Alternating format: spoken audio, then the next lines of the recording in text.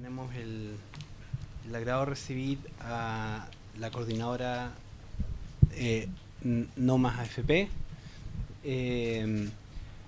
Está encabezada por Luis Mesina y un conjunto de dirigentes que me gustaría que Luis o ustedes pudieran presentarse para que además quedara en el registro.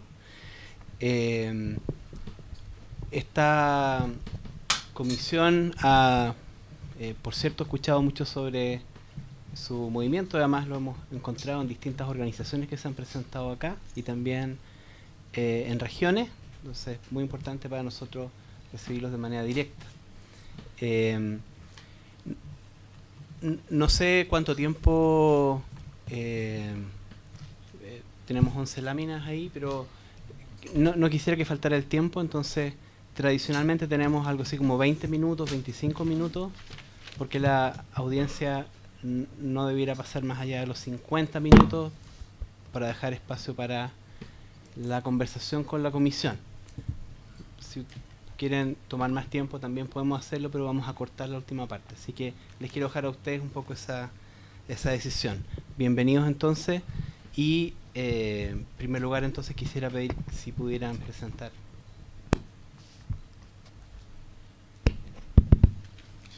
Bien,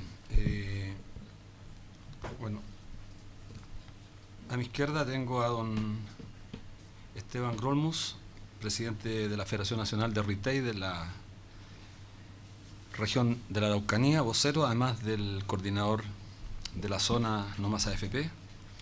Me acompaña también Lucía Vega, presidenta de la CUT provincial de Valdivia, región de los Ríos, vocera de las regiones del sur, desde la 10ª hasta el extremo sur. A mi derecha, Elda Geldres, quien es vicepresidenta regional de Confusán de la 5ª región Valparaíso.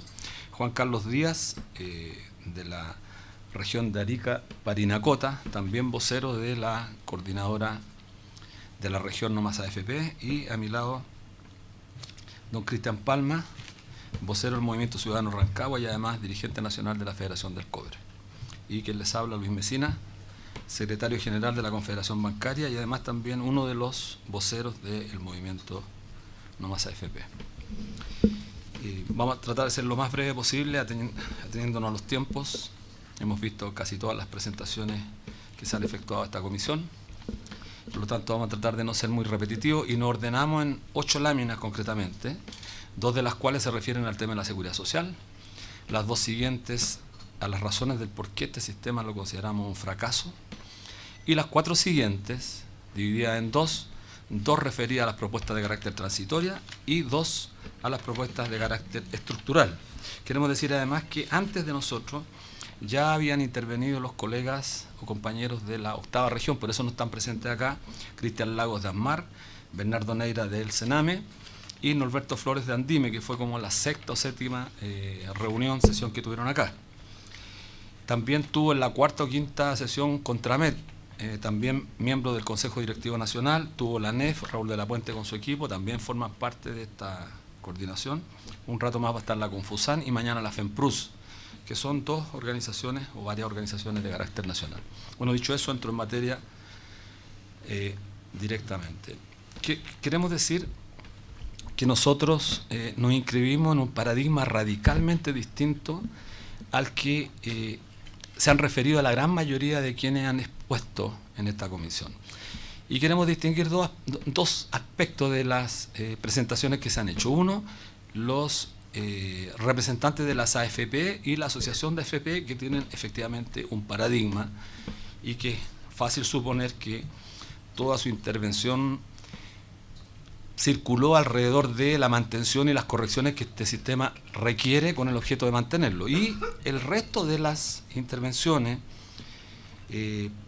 particularmente todas, han hecho un cuestionamiento, algunas de carácter estructural, otras menos estructurales, pero en general, desde Senda para adelante, todos han planteado que las AFP francamente tienen que desaparecer. Es más, el ex consejero del Banco Central, el señor Vial, y la ex superintendenta de pensiones, la señora Bernstein, expresaron su simpatía con avanzar hacia un sistema mixto. con lo cual uno puede inferir que efectivamente ellos ya cuestionan el tema de la sociedad anónima en el manejo de los fondos de pensiones. Podría inferirlo, pero toda su argumentación se centró en esa dirección. Las propuestas, por cierto, que no coinciden con lo que nosotros creemos. Bueno, dicho eso, nosotros creemos que la previsión no hay que analizarla ajena a lo que histórica y tradicionalmente se entendió y se comprendió como previsión, que es entenderla dentro del marco de la seguridad social. Nosotros somos portadores de aquellos que nos resistimos a creer que este ámbito de las relaciones laborales debe estar radicado en la administración con un sentido mercantil, con un sentido del lucro. No creemos, y porque la experiencia y la evidencia empírica así lo ha demostrado, no creemos en la sociedad anónima en materia de esta naturaleza, que son, a juicio de nosotros, materias que escapan, porque la sociedad anónima es de su esencia el riesgo, y la previsión está inserta en el tema de la seguridad, y la seguridad es la antípoda del riesgo. En consecuencia, mal podríamos nosotros estar y respaldar el que nuestra previsión siga en manos de lo privado, del lucro, de lo mercantil. Dicho eso, entonces reivindicamos aspectos fundamentales y las voy a leer con el objeto de facilitar el tiempo. Bueno, la OIT señala que la seguridad social es la protección que una sociedad proporciona a los individuos y los hogares para asegurar el acceso a la asistencia médica y garantizar la seguridad del ingreso, en particular en caso de vejez, desempleo, enfermedad, invalidez, accidente del trabajo, maternidad o pérdida del sostén de familia. No es baladí que haya puesto como primer fundamento el tema de la medicina o la asistencia médica, porque justamente la seguridad social en los albores posterior a la posguerra tuvo como fundamento principal garantizar algo que era de la esencia de las relaciones laborales. El hombre y la mujer, cuando entran al mundo del trabajo, pierden algo inmediatamente, pierden humanidad. Perdemos humanidad que es irrecuperable, porque cada día, cada mes, cada año que pasa, nuestra vida no vuelve atrás. Y en consecuencia, la doctrina de la época, los defensores de, particularmente del derecho laboral, cuyo principio fundamental era el principio tutelar, que entendieron, y no estamos diciendo absolutamente nada nuevo con esto, de que en la relación laboral siempre hay una parte más débil, entendieron que el Estado, con sus instituciones, debía garantizar este principio. Y es por eso que la enfermedad constituyó uno de los principios fundamentales, derivado de varios factores, entre ellos la intensificación del trabajo después de la posguerra. Pero si miramos 55, 60 años hacia atrás, lo que observamos en la realidad es que la intensificación del trabajo sigue aumentando. Acabamos con la sociedad industrial, estamos en la sociedad postindustrial, quizás no sería serio ni riguroso calificarla, pero una sociedad donde la intensificación del trabajo ha crecido brutalmente, especialmente en los sectores más dinámicos de la economía. Y es por eso que ponemos el énfasis en el tema de la asistencia médica, que no lo ponemos nosotros, lo pone la OIT. Y la idea motriz de la seguridad social es la amplitud, con esa mira puesta en la universalidad de la cobertura. El derecho de toda persona a la seguridad social se menciona como derecho básico en la Declaración Universal de Derechos Humanos del año 1948 y en el Pacto Internacional de Derechos Económicos, Sociales y Culturales de las Naciones Unidas del año 66. Insisto que no es baladí haber traído a colación estas dos citas que para nosotros son tremendamente importantes, especialmente para la gente que se inscribe dentro del mundo de las ciencias sociales. Y queremos decirlo con mucho respeto en esta comisión, porque sabemos que la gran mayoría de sus componentes son cientistas sociales, economistas, abogados. Y las ciencias sociales, vieja discusión entre los positivistas y los cientistas sociales, es que tienen un fundamento esencial de su preocupación, a la persona humana, al hombre, a la mujer. Y en consecuencia, no es baladí, insisto, en señalar y recordar este principio. Para algunos, quizás para los que tienen el predominio de la información, los humanos nos hemos convertido en un recurso, de allí que este concepto de recurso humano muchas veces se prescinda en las relaciones laborales y nosotros nos resistimos a eso. Algunos nos podrán decir que somos un tanto, quizás anticuados, pero como tenemos como fundamento este valor principal, no resistimos a cambiar en eso. Creemos que la seguridad social fundamentalmente debe preocuparse de ese aspecto y por eso traemos a colación y particularmente el Pacto Internacional de Derechos Económicos, Sociales y Culturales de las Naciones Unidas del año 66, que, entre otras cosas, reafirmó el carácter fundamental de la seguridad social y lo invistió de una categoría que nunca antes había tenido. La seguridad social se entiende como un derecho fundamental, y entendido como derecho fundamental se entiende inalienable a la condición de sujeto humano. En consecuencia, si el Estado con sus instituciones no es capaz de garantizar ese derecho fundamental, los abogados podrán decirlo con mayor precisión que nosotros, el sujeto deja de ser persona, porque para ser persona hay que estar investido no solamente de deberes, sino que también de derechos, pero no derechos solamente en el texto, sino que derechos que puedan ejercitarse como tales. Y si las instituciones del Estado renuncian a la garantía de esos derechos, por cierto que estamos frente a un tema de alto cuestionamiento. Dicho eso, pasamos entonces a explicar por qué creemos nosotros que fracasó el sistema de capitalización individual. Lo hemos enumerado con el objeto de facilitar. Primero, por las pésimas pensiones que paga. Fue diseñado para un país ideal y siempre medio en broma, medio en serio, discutimos con los dirigentes sindicales y esta suerte de idealismo con el cual don José Piñera Echeñique recientemente recordaba su creación, su criatura, se atrevió a decir, lo hizo sobre la base de estas concepciones platónicas e idealistas que solamente pueden existir en la cabeza del sujeto, pero cuando se llevan a la materialidad, efectivamente son imperfectas. Son imperfectas. Bueno, y fue imperfecta porque fue diseñado para un país ideal, con pleno empleo, estable, de por vida, con salarios crecientes por encima de los mínimos garantizados por el Estado. Bueno, ninguno de esos factores se da en este país, porque no comprendió, no solo él, pero no comprendió que la sociedad industrial por la cual él quizás pensó se estaba viniendo abajo. Ya no existía el pleno empleo, el empleo de por vida, muy por el contrario, lo que existe es todo lo contrario. Bueno, en segundo lugar, porque no fue concebido como un sistema previsional, lo han dicho todos. Y lo han dicho todos los defensores de las AFP, los expositores que han venido con anterioridad a nosotros, lo dijo también el señor Pérez Maquena, como un sistema auxiliar para el desarrollo del mercado de capitales. PLOP, para nosotros los trabajadores, PLOP. Sí, efectivamente ha contribuido fuertemente al desarrollo del sistema del mercado de capitales, pero también de paso, y no lo dijeron ellos, ha servido para que pequeños grupos económicos se hayan potenciado y hoy día tengamos 14 multimillonarios en nuestro país, especial o fundamentalmente financiados con nuestros ahorros previsionales. Eso no se dice, no se dice. Y muchas veces por no decirlo, parece obvio, y como las cosas obvias no se repiten, entonces finalmente se establecen como realidad, como parte de la normalidad, no solamente de la realidad, como normalidad. Bueno, porque rompió con un derecho fundamental reconocido internacionalmente como es la seguridad social. Por eso fracasó, lo dijimos en las láminas anteriores. En cuarto lugar, porque instaló la lógica mercantil, el lucro, las sociedades anónimas, en un área de la sociedad cuyos principios son la antípoda del negocio. El negocio, por supuesto, que supone la existencia de la sociedad anónima. O sea, si hay algo que caracterice mejor al sistema capitalista, después de la revolución industrial, si algo tuviéramos que decir, díganos qué es lo más expresivo del sistema capitalista. La sociedad anónima. Pues tienen mandantes, tienen mandatarios, uno compra acciones, tiene riesgo, ¿sí? Haciendo el símil con la AFP, nosotros somos mandantes, somos dueños de los recursos.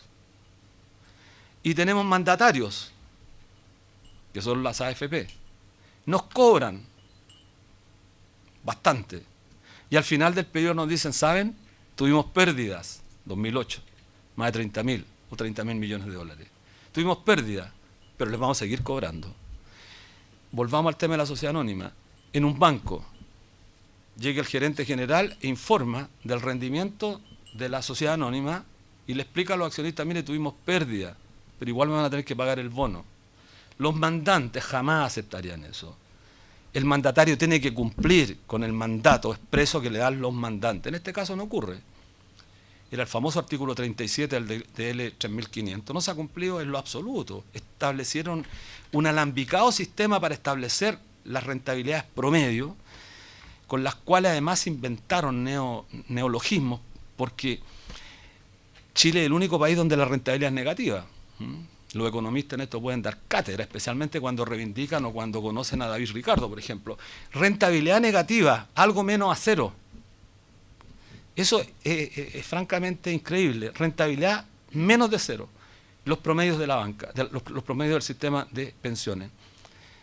¿Por qué establecieron este criterio? Para justificar el artículo 37 y no caer en el pago que tendrían que hacer a los trabajadores por la pérdida de la mala administración, como ocurrió el año 2008. Entonces, no hay pérdida en el sistema, sino que rentabilidad negativa.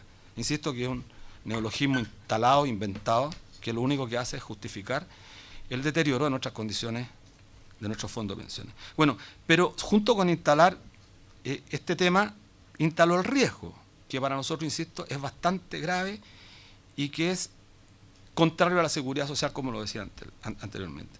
Instaló un sistema que, medido y comparado por las prestaciones que entrega, es altamente oneroso y deficitario en el cumplimiento de los objetivos de los sistemas de previsión social. Lo voy a explicar en una lámina posterior, para explicar por qué es altamente oneroso y deficitario. 6, porque la tasa de reemplazo actual en promedio es cercana a un tercio del ingreso real, ya lo han dicho todas las demás o anteriores intervenciones. El financiamiento es insuficiente, falta el aporte patronal. Incluso lo ha reconocido la propia asociación de AFP, Fundación Libertad también, entiendo que lo dijo con bastante rigurosidad, y varias exposiciones anteriores. Y por el precario mercado laboral, que es el tema hoy día en boga para justificar que este sistema ha fracasado. Bueno, vamos a la propuesta. Después voy a volver con los 2 puntos con una lámina que se explica, y me quedan 4 láminas, así que estamos terminando.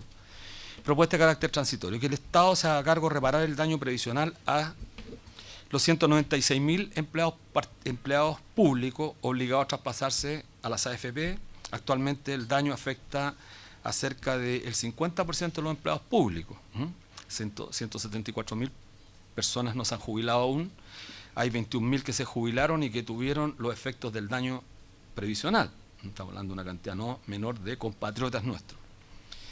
Los profesores que han sido dañados particularmente y de manera sistemática, porque los municipios les descuentan y no les enteran las cotizaciones en sus correspondientes cuentas individuales, lo que parece ya francamente grave. Bueno, hubo una exposición bastante, a juicio nuestro, brillante de uno de los profesores muy antiguos, el colegio de profesores aquí, ustedes lo escucharon, entregó datos ilustrativos respecto a lo que ha sido el daño previsional y creo que un aporte pero sustantivo. No nos vamos a extender más en eso. Garantizar el piso mínimo de la OIT para todos los habitantes independientes de si cotizan. Este es un tema relevante para nosotros porque aquí nuevamente está presente la concepción humanista de los sindicalistas y particularmente todo este coordinador nacional que crece día a día, queremos decírselo a ustedes, día a día crece, porque, insisto lo que dije al comienzo, nos resistimos a desprendernos de lo que nos es propio, de lo que es de nuestra naturaleza, que es esa condición de ser humano. Ser humanos, que es difícil muchas veces responderla, pero como somos a veces humanos, demasiado humanos, entonces tendemos por esa suerte de naturalidad a solidarizar con el otro. Y en ese mismo sentido, creemos que la OIT, cuando hace mención a que deben garantizarse ciertas prestaciones mínimas, independientes de si cotizan, es porque efectivamente la realidad es mucho más fuerte, muchas veces, que los datos que uno pueda elaborar o analizar, o mucho más fuerte que los diseños que uno pueda establecer. Y nos podemos encontrar con miles de casos, trabajadores que laboraban, que quedaron accidentados, personas que son minusválidas, etcétera, etcétera. Deben tener por parte del Estado garantías mínimas que le permitan ser personas humanas, dignas y plenas. Con el actual sistema, por supuesto que no lo son. No lo son los trabajadores que estamos afiliados al sistema, mucho menos, por cierto, lo serán aquellos que han tenido imposibilidad de cotizar. En tercer lugar, aumentar consistentemente las actuales pensiones a todos los jubilados por el actual sistema, eliminando el cobro del 7% en salud. Aunque se ha eliminado una parte importante de este 7%, pensamos que hay que eliminarlo de raíz. No hay razones, no queremos extendernos en el campo moral, pero se hicieron muchas promesas hace ya 20 y tantos años de que se iba a eliminar este 7%, llegó la hora de eliminarlo, no se eliminó, y bueno, han pasado todo lo que ustedes perfectamente conocen y es preciso eliminarlo, porque es una manera también, además, de compensar el deterioro de las pensiones más bajas del sector más pobre en nuestro país.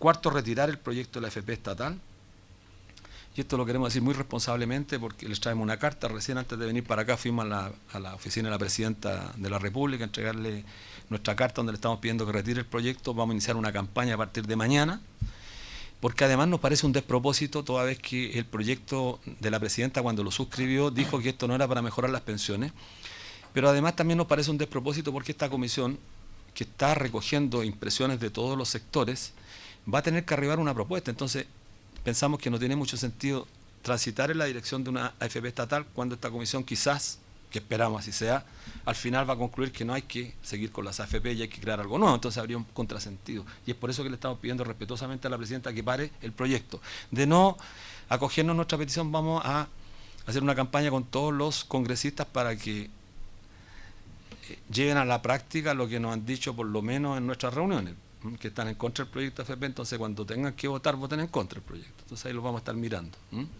Porque creo que es bueno también que transparentemos lo que se dice en privado y se dice en público. Bueno, propuesta de carácter, incentivar a las mujeres y hombres para que se pensionen a los 60 y 65 años respectivamente con el mantenimiento de los beneficios sociales. Como verán, esta propuesta es diametralmente opuesta a todas las propuestas que han hecho las AFP, a todas las propuestas que han hecho las fundaciones que apoyan la AFP. Todos vienen con la idea de que aumentemos la edad de jubilar. Esta propuesta es todo lo contrario y la vamos a explicar en una lámina posterior. Y queremos explicar los fundamentos. ¿Por qué? Lo voy a explicar inmediatamente.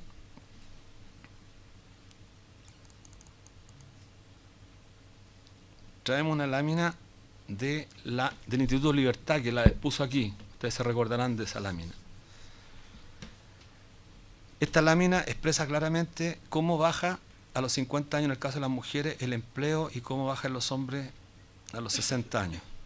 Baja brutalmente. Entonces nosotros de repente nos preguntamos cómo algunos economistas, con el máximo respeto del Instituto Libertad, que hicieron una extraordinaria presentación, creemos que ha sido una de las más sólidas, y todos esos antecedentes que ayudan a construir insumos para la propuesta nuestra, ¿cómo se puede plantear que aumente la edad de jubilación en 2 o 3 años para las mujeres y para los hombres si la tasa de desempleo cae abruptamente? Pero además significaría que si aumentamos la edad de jubilación de las mujeres y los hombres, los hacemos permanecer más tiempo en el empleo, generamos una medida contracíclica, porque atentamos contra el empleo en los sectores más jóvenes, porque a la medida que alguien ocupa un empleo, está impidiendo que el de abajo, el más joven, trabaje. O sea, Samuelson lo dice en los libros de economía, que hay varios profesores de economía, cuáles son los atentados contra el empleo, y establecer criterios que pongan justamente un tapón en los sectores que naturalmente debieran hacer abandono del trabajo, implica justamente perjudicar a los sectores más jóvenes. Pero hay otro factor más, otro factor recurrente, la productividad, el aumento de la productividad. Se dice que Chile es un país que tiene baja productividad. Bueno, nosotros le decimos, puede ser cierto, aumentemos la productividad. La famosa tasa de rendimientos decrecientes, la ley de rendimientos decrecientes, hace que las personas más viejas o más viejos tendamos a ser menos productivos por una cosa natural. Los jóvenes son más productivos. Entonces, mantenemos a la gente más vieja jubilando en edad más tardía, generando más desempleo en la población más joven, que los datos son evidentes. El INE publica permanentemente los datos, la población joven es la más afectada por el empleo. Pero lo más trágico, y aquí está el problema, que no hay garantías de que esa gente se vaya a pensionar o vaya a mejorar fuertemente sus pensiones. Aumentarle en un año a las pensiones de 300.000 implica aumentarle en 14.000 pesos. Datos del propio Instituto Libertad. Con el consiguiente riesgo, además, como aumenta la edad, también aumenta la posibilidad de morir. Entonces la gente sigue trabajando y puede morir en el intento. Pero hay otro elemento más. ¿Y qué pasa si se produce lo del año 2008? Que la gente sigue acumulando, pero viene una crisis nuevamente y se pierden 28.000 millones de pesos, de 28.000 millones de dólares. ¿Quién responde por esa gente? Entonces nosotros planteamos una propuesta también humanista, que la gente a los 60 años, las mujeres a los 65 años de edad, se vaya con una pensión digna, se vaya a vivir intentando ser feliz, sea persona humana. No queremos que la gente trabaje más, no queremos mayor intensificación del trabajo, es suficiente. En estos países con precariedad del empleo no podemos plantearnos tareas o estrategias como están en Francia o en Alemania, donde la gente a los 60 años vive feliz, o medianamente feliz, o transitoriamente feliz. Pero la gente de nuestros sectores más pobres, Cerro Navia, La Pintana, comunas de bajos ingresos sociales, socioeconómicos, lo más probable es que a esa edad va a estar muriendo. Entonces, como se tiende a trabajar sobre promedio, la gente de Vitacura, la gente de Barnechea, por supuesto que sus niveles de mejoría en salud son incomparablemente mejores que las de los sectores más pobres. Ya hay datos de Fundación Sol, por ejemplo, respecto a la población en Osorno, respecto a la población en Santiago. Entonces, sería en el fondo estar subsidiando con la plata de los pobres a los más ricos. Por eso esa propuesta a nosotros nos parece que es una de las propuestas más coherentes que hemos hecho y que pensamos que esta comisión debe estudiarla, y creo que apunta a varios factores. Los economistas creo que debieran verla en toda la dimensión. Castigar a empleadores que declaran y no pagan cotizaciones previsionales con penas aflictivas, impedirles por 2 años contratar negocio con el Estado, tal cual se hace con aquellas sanciones en el materia laboral a aquellos empleadores que vulneran las normas laborales con prácticas antisindicales y prácticas desleales. 7, traspasar, perdón, vuelvo a la...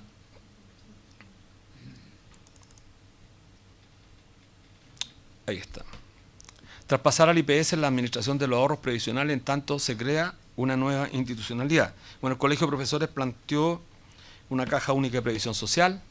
Hay otras organizaciones, nosotros hemos estado viendo con nuestros compañeros de Uruguay, formas parecidas, por ejemplo, un Banco Nacional de la Previsión, etcétera. Hay distintas formalidades, pero todas coinciden en una sola cosa. Corporaciones de derecho público, que por su naturaleza misma no son con fines de lucro, con tutela del Estado, no tutelaje del Estado como algunos creen. No somos estatistas, creemos que el Estado debe jugar un rol importante, pero deben ser corporaciones de derecho público, sin fines de lucro, por supuesto. Y nuestras propuestas, y con esto nos quedan 2 láminas, propuestas de carácter estructural. Reconstruir un sistema público de pensión en el marco de la seguridad social, fundado en los principios de solidaridad, universalidad e integralidad, tal como lo propone la OIT. Un sistema de reparto, mediante el cual las cotizaciones de los trabajadores en actividad se utilicen para pagar las pensiones de los jubilados. Un sistema contributivo que restaure la solidaridad intergeneracional y entre hombres y mujeres. Y por último, restituir el aporte tripartito. Los trabajadores deberían cotizar hasta un 50% del aporte total al Fondo Solidario. Esto lo explico enseguida con una lámina. Tal cual lo sugiere la OIT. Hasta un 50%. Restituir el conjunto de prestaciones que hoy dispersa en distintas sociedades anónimas, FP y SAPRE, encarecen los costos de administración y rebajan beneficios. Esto tiene que ver con el tema de la seguridad social y lo explico en la lámina siguiente, que es de la... Fuimos bastante, citamos la fuente, así que no cometemos ningún problema ético, ni deontológico, por eso estamos citando la fuente.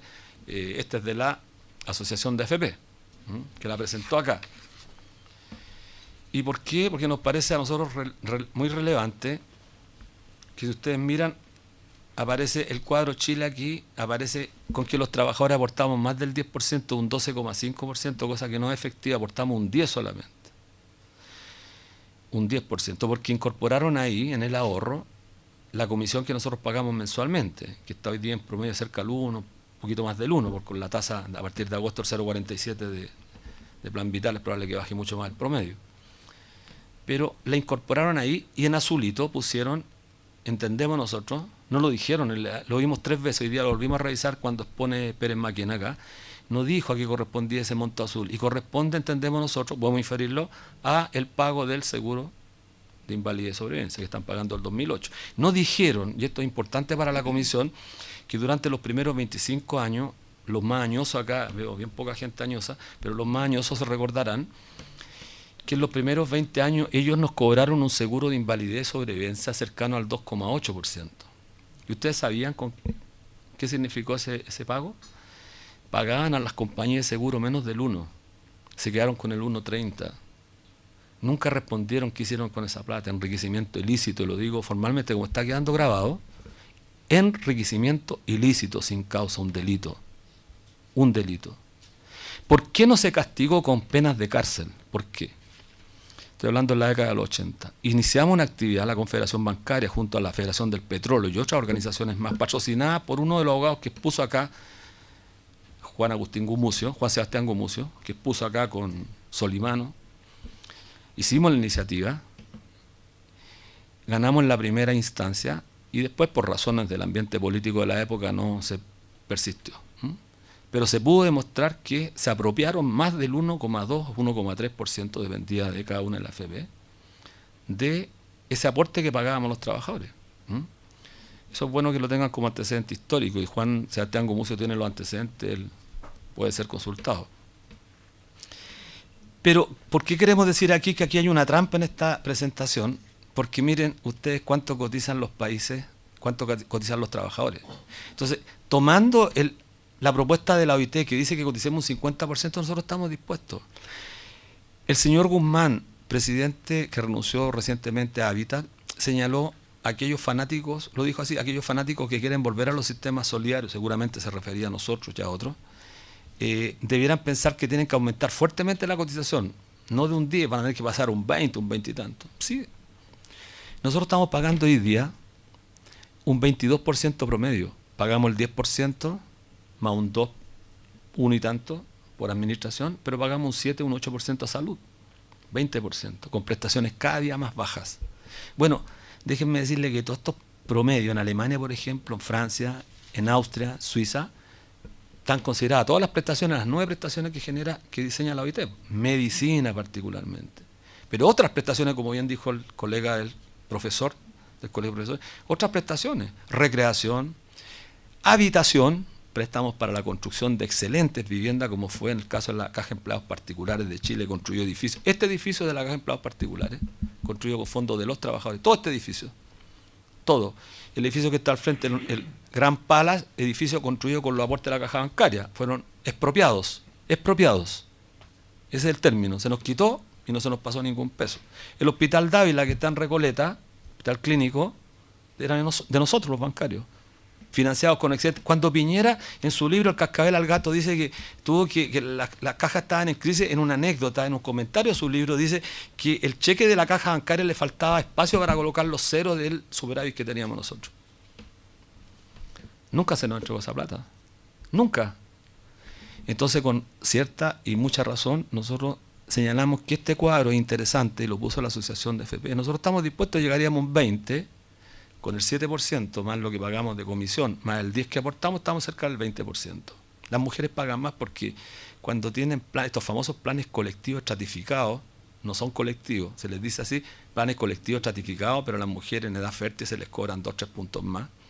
Están pagando casi un 9%, y mientras más ganan, más les cobran, y a los muchachos jóvenes igual. Entonces, si pagamos un 20%, ¿por qué los empleadores no podrían poner, quizás no pongamos el 40%? No lleguemos al 40, porque sería 20 nosotros y 20, como dice el 50%, no al 40, pero lleguemos al 30. Y con el 30 estaríamos incluso más arriba que Alemania. Pero entregando todas las prestaciones, queremos que todo, porque además genera las famosas economías de escala, la sinergia, etcétera, etcétera. Bueno, esa es nuestra presentación, estimado David.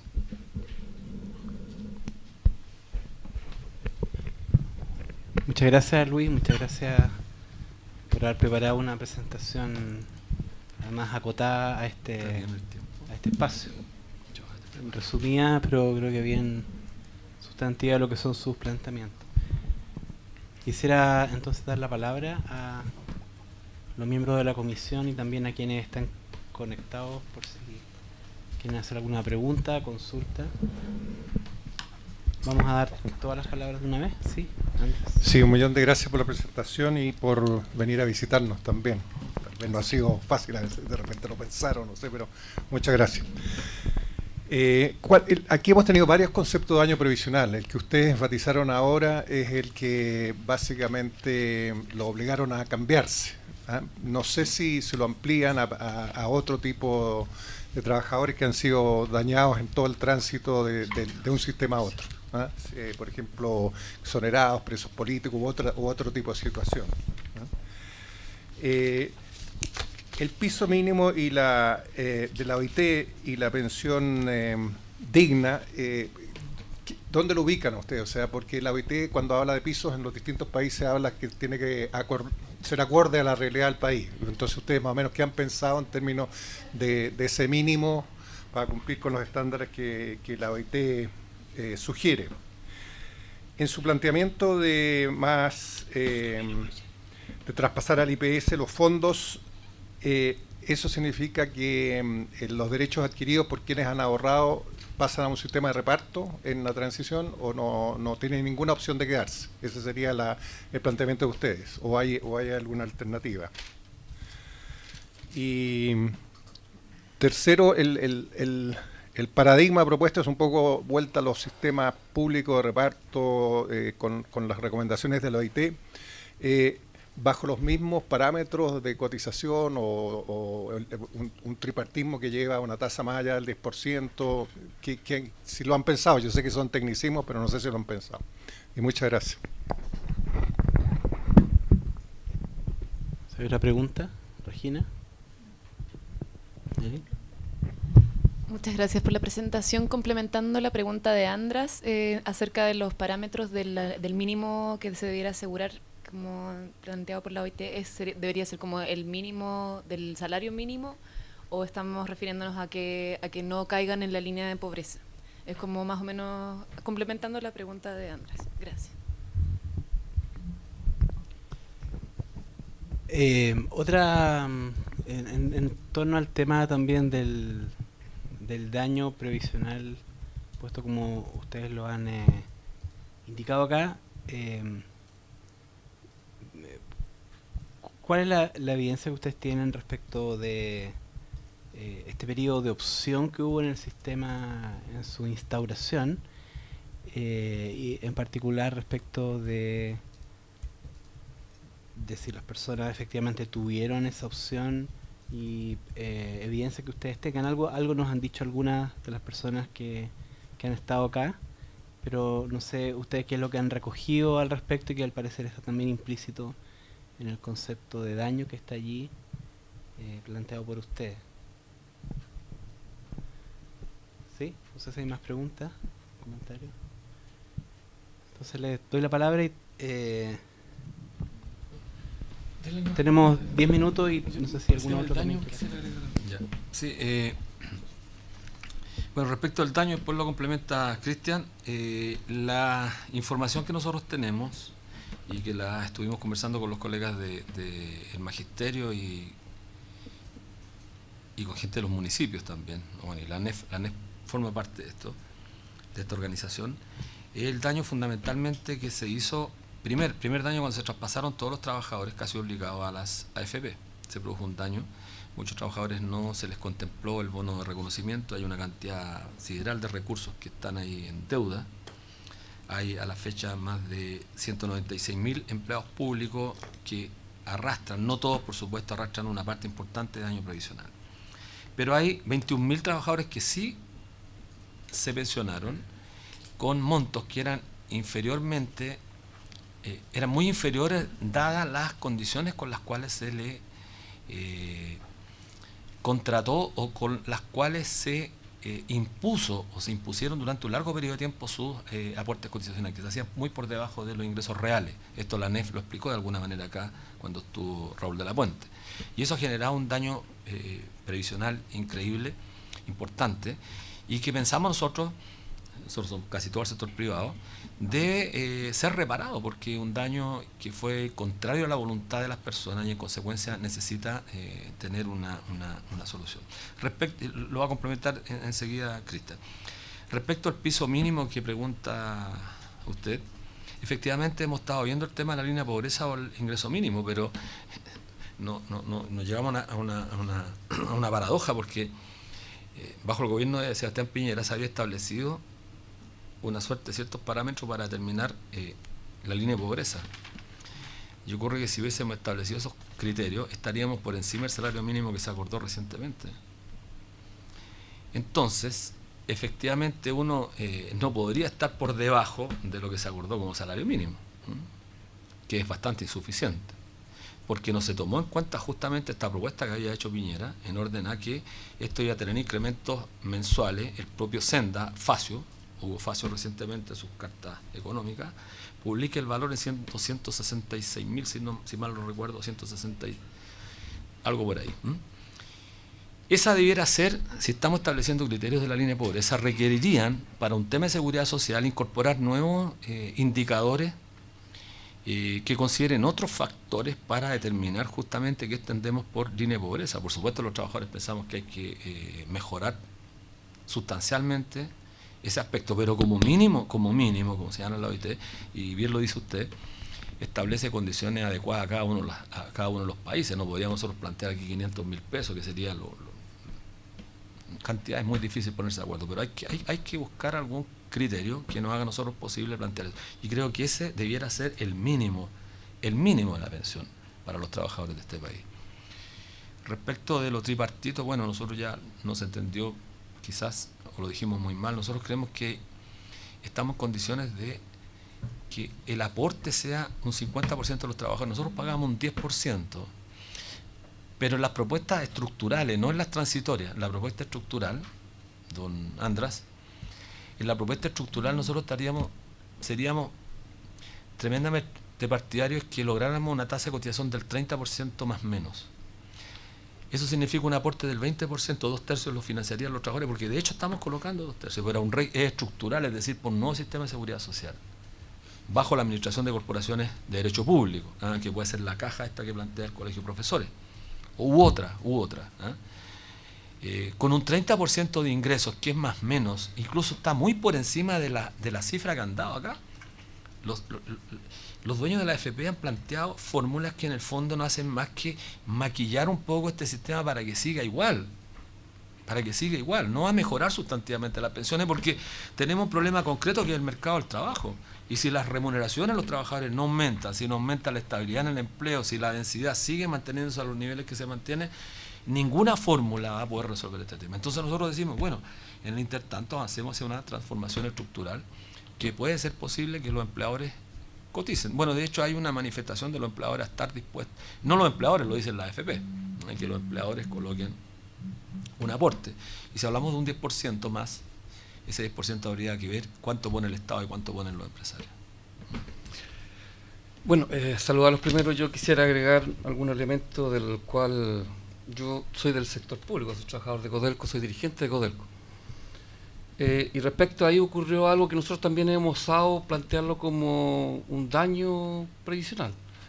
Fue como después que se crea la ley, sale el Estado a convencer a las personas a que se traspasen al nuevo sistema y en donde había un compromiso del Estado de que las pensiones debieran bordear el 70-75% como tasa de reemplazo. Y fundamentalmente hoy día somos espectadores de que efectivamente eso bordea el 30-35%, o sea, es decir, ahí se creó un daño previsional. Y lo puedo dar como ejemplo porque además en relación con lo que ha dicho Guillermo Harto, que es el presidente del tema de la AFP, ahí en rigor en Codelco se cumplen todos aquellos paradigmas ideales. O sea, hay estabilidad laboral, los sueldos no son bajos, están por sobre la media de las personas, y efectivamente la tasa de reemplazo sigue siendo la misma, es decir, el 30-35%. Lo que han hecho las dirigencias sindicales es generar planes de vinculación, que también los tiene el sector público, que de alguna manera tienden a aliviar ese tema. Y lo que hacen los trabajadores fundamentalmente, plata de los planes de egreso los tienen que agregar a sus cuentas individuales que tienen Codelco para poder llegar a aquello que medianamente supone que es bordear el 70% de lo que el trabajador ganaba al momento de retirarse. Pero quisiera agregar, con tu permiso, Luis, el tema, nosotros probablemente, pero como este tiene un tema social, el tema de la discriminación de género. Yo ya se lo dije al señor András allá en Rancagua cuando fueron como comisión. Efectivamente en este país se discrimina a la mujer más de una vez en la pasada. Primero, a igual sueldo no se cumple lo que establece la ley, normalmente se ganan menos. Como viven más, todavía no me aclaran, todavía nadie me ha dicho por qué científicamente, pero científicamente está comprobado que viven más, y obviamente que la operación matemática indica que tienen menos jubilación, menos pensión. Y eso también pensamos nosotros que las soluciones debieran considerar esta realidad de nuestro país respecto al tema de género. Y una última aporte, en el sentido de lo que nosotros, porque nosotros tenemos una constante discusión interna, tal como en todas las coordinadoras hay mucho debate. Uno de los temas fundamentales es respecto de generarse este estado ideal de volver a un sistema de reparto como lo estamos planteando nosotros, que debiera ser lo ideal para los trabajadores. Fundamentalmente, ¿qué pasaría con ese fondo? Porque igual hoy día hay un fondo que el 40% está invertido fuera de nuestro país y el resto está acá, de pasar a un sistema de reparto los fondos. Y nosotros hemos dicho que ahí también hay propuestas. Hoy día Codelco es un tema, no tenemos capitalización y normalmente nos vamos al endeudamiento. Entonces ahí debieran haber fondos que pudieran servir y que tuvieran alta rentabilidad. Como asimismo también creemos que esto debe tener una rentabilidad social, pensando en la construcción de poblaciones, vivienda, como asimismo también en el tema carretero. Se lo decía ya en Rancagua, efectivamente, si eso lo hubiéramos hecho con fondos de los trabajadores hoy día, dado nuestra actual situación, yo creo que generaría mucha rentabilidad y no tendríamos estas crisis como la que se plantea para el 2008, en donde se perdieron 28.000 millones de dólares.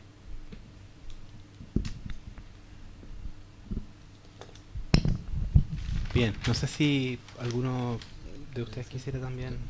¿Sí?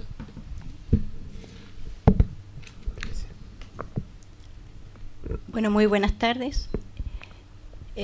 Bueno, ya me presentaron, mi nombre es Lucía Vega, soy presidenta de la CUP Provincial de Valdivia y vocera de la coordinadora NOMA FP de la región de Los Ríos.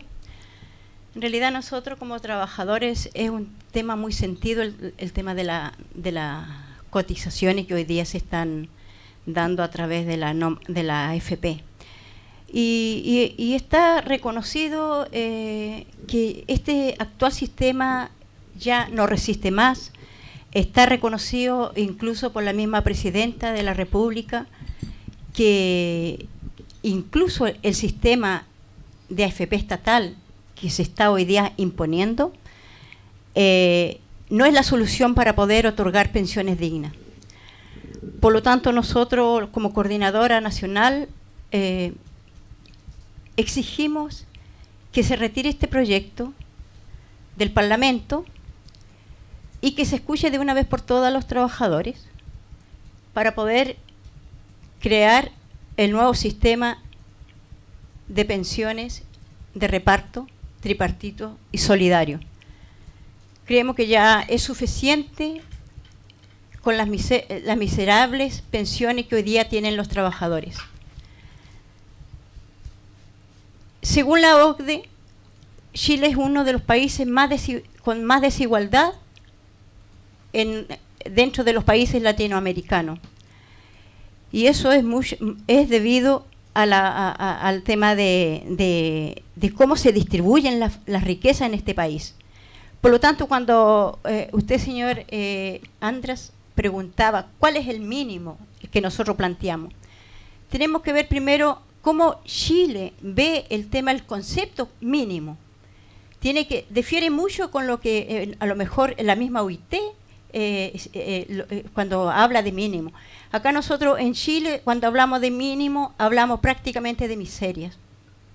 Y eso es lo que nosotros hoy día tenemos en las pensiones. Sueldos mínimos de miserias, pensiones de miseria. Y todos hablamos de mínimo. Hoy día nosotros queremos que los trabajadores de una vez por todas puedan tener pensiones dignas. Y pensiones dignas, cuando hablamos de pensiones dignas, hablamos que sean pensiones suficientes como para poder tener una calidad de vida en su vejez, como realmente lo requiere un ser humano, con salud, con buena recreación, ¿no es cierto?